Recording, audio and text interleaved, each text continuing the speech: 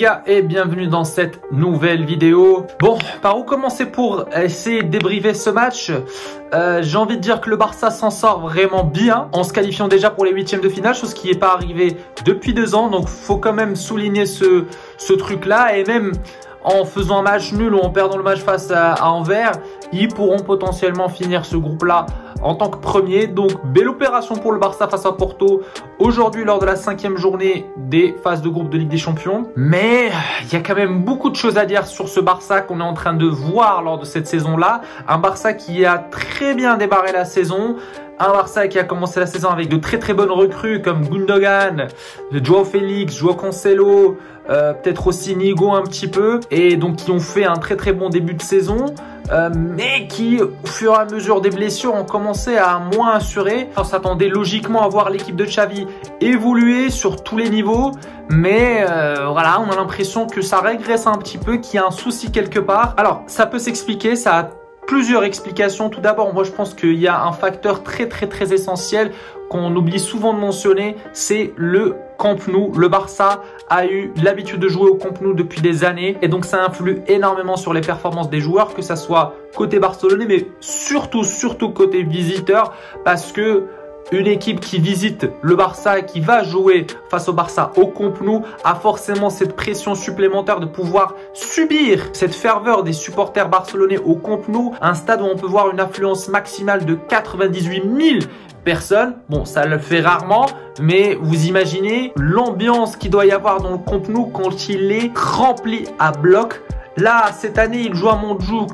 Exceptionnellement, probablement même l'année prochaine on verra, parce que le Camp Nou subit des rénovations. Donc je pense que ça pèse un petit peu sur la balance et ça influe indirectement les performances du Barça, et ça aide un petit peu les équipes contre qui le Barça joue à être moins complexées, à venir titiller les Barcelonais sur leur terrain. Bon, après, pour plus parler de football, je l'ai beaucoup critiqué ces dernières années et je pense que je l'ai dit dans une de mes dernières vidéos, mais on ressent, en tout cas moi personnellement je ressens un manque de Busquets.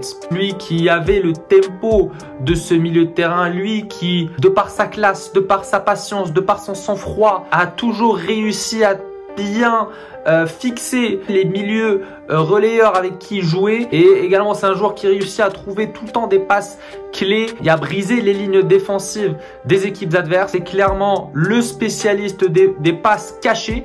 Voilà, on l'a vu souvent faire avec Lionel Messi lorsqu'ils jouaient tous les deux au Barça. Malgré la bonne densité du milieu de terrain barcelonais, on ressent quand même ce manque. Clairement recruter Oriol Romeu, ça empire les choses à mon avis. Bon, il n'a pas joué aujourd'hui, mais bon, quand il joue, on sent que vraiment il y a un gros déséquilibre dans le milieu de terrain du Barça. En parlant aussi de ce milieu de terrain, il y a beaucoup de blessés tout le temps. J'ai envie de dire que il y a une sorte de manque d'équilibre et de régularité dans ce milieu de terrain. Personne ne joue à son meilleur niveau tout le temps. Et j'ai même envie de dire que Gavi, Pedri et Frenkie de Jong n'ont peut-être jamais joué ensemble cette saison, si je me trompe pas.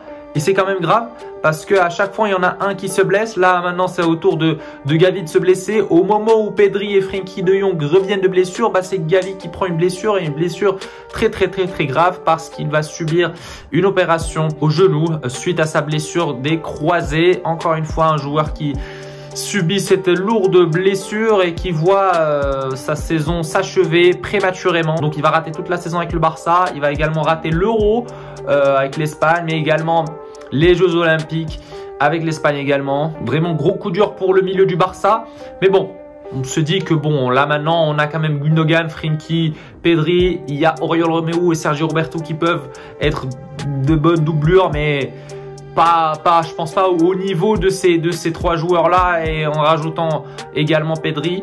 Donc on verra comment ça va évoluer, en espérant que ces joueurs là ne se reblessent pas, ne rechutent pas, parce que ça serait vraiment la catastrophe dans le milieu du terrain barcelonais. Et c'est quand même dommage de voir cette équipe là faire ces performances là, parce que comme j'ai pu le dire précédemment, on sort quand même d'une saison où on a été champion d'Espagne et où on a remporté la Supercoupe d'Espagne face au Real Madrid, et donc champion d'Espagne face au Real Madrid en les distançant de plusieurs points. On s'attend justement à faire de meilleures performances cette saison et c'est pas vraiment le cas. On se retrouve 4e de Ligue 1 en ce moment, à la surprise de tout le monde parce que Girona est premier, donc ce qui fait que bon, le Barça soit rétrogradé à la 4e place. Dans la logique des choses, on devrait être 3e en concurrence avec le Real et l'Atlético comme d'habitude. Mais là, Girona sort du lot cette saison et fait de très bonnes performances. Donc c'est aussi dommage parce que pour moi, on a une des meilleures formations ou un des meilleurs effectifs d'Europe. Justement, c'est pour ça qu'on est tellement exigeant avec cette équipe du Barça, on est tellement exigeant avec Xavi. Mais bon, j'espère qu'ils feront une meilleure saison lors de la deuxième partie de la saison. En tout cas, je l'espère. Pour revenir à ce match-là face à Porto, c'était un match décisif pour le Barça car sans victoire, ils allaient mettre en péril leur qualification en 8e de finale de Ligue des Champions parce qu'ils vont potentiellement dépendre des résultats des autres. Là, ce n'est pas le cas. On a gagné. Le Barça s'est qualifié enfin en 8e de finale après 2 ans de disette, après 2 ans d'Europa League.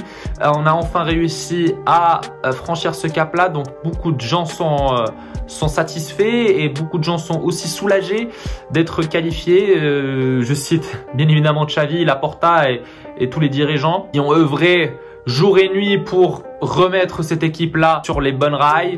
Après le tremblement de terre qu'on a subi suite au départ de Messi, ça a complètement tout chamboulé dans cette équipe barcelonaise. Après le sacre en Liga, la Supercoupe, là on se qualifie en 8e de finale. Ça paraît un peu bête de dire ça comme ça parce que le Barça a toujours été habitué des 8e de finale de Ligue des Champions. Mais après avoir vécu ce qu'on a vécu les 2 dernières saisons, ça fait quand même du bien d'être qualifié en 8e. Malgré bon, quelques incohérences que j'ai vues lors de ce match-là. Par exemple, le début de match. Je ne comprends toujours pas pourquoi le Barça est toujours passif au début de match et attend toujours que l'adversaire le titille et que l'adversaire marque un but carrément pour enfin avoir une réaction et pour enfin se réveiller et réagir, tenter d'égaliser, tenter de faire basculer le score du match plutôt que de prendre les choses en main dès le début et de dominer. Petit aparté, l'autre fois j'étais tranquillement sur YouTube et je suis tombé sur une vidéo qui date de la saison 2008-2009, Barça Valladolid au Camp Nou, 6-0 je crois pour le Barça ou 5-0 je me rappelle plus.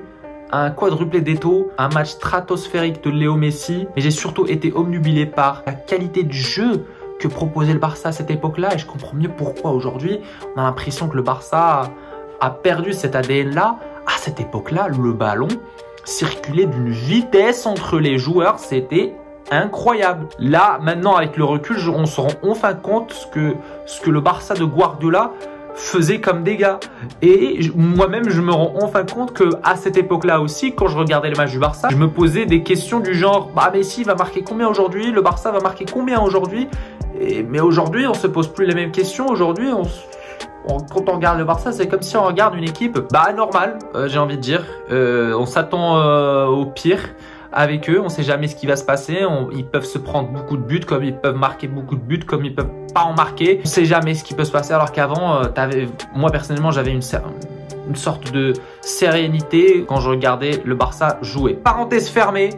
Revenons au match. Je ne comprends toujours pas pourquoi Xavi ne fait pas jouer Ferran en tant que titulaire. Il préfère encore Rafinha.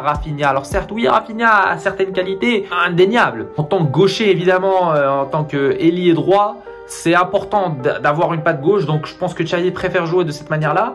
Mais Ferran, c'est un joueur qui est en confiance, qui est en forme aussi depuis le début de cette saison. Plus que Rafinha, alors que Rafinha, pour moi déjà, je l'ai jamais apprécié parce que c'est un joueur trop imprécis. On a vu le nombre de ratés qu'il a eu aujourd'hui. Certes, il est sorti sur une petite ovation, mais parce que justement, il a essayé un retourné juste avant qui a failli faire trembler les filets. Mais dans la globalité, il fait un match un peu bateau, Rafinha, comme d'habitude. Certes, l'année dernière, il a marqué beaucoup de buts décisifs. On va pas lui enlever ça, mais bon, ça reste quand même un joueur bancal. Vraiment, ça reste un joueur qui en manque de confiance, un joueur qui fait trop de déchets. Alors que Ferran, c'est un joueur qui a le sens du but. Tu sais que Ferran, combien de fois il est rentré en tant que remplaçant et il a réussi à marquer, à débloquer la situation et c'est arrivé dans des classicos des fois.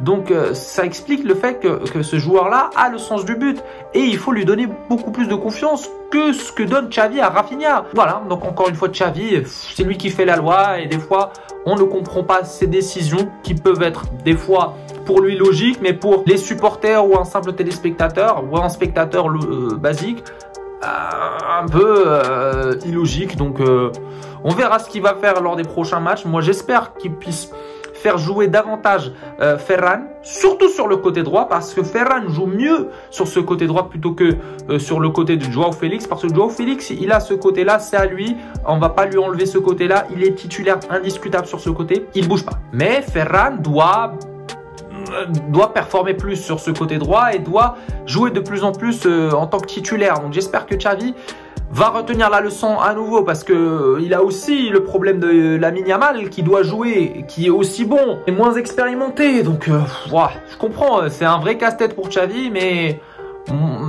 moi j'espère qu'il essaiera de voir les choses de manière plus logique. Je pense que le fait que le Barça fasse une saison un peu bancale, parce que on manque d'un vrai killer. Quand je dis killer, c'est pas forcément un renard de surface, mais plutôt un mec qui est capable de débloquer la situation à n'importe quel moment. Le Real a ça cette saison-là avec Bellingham.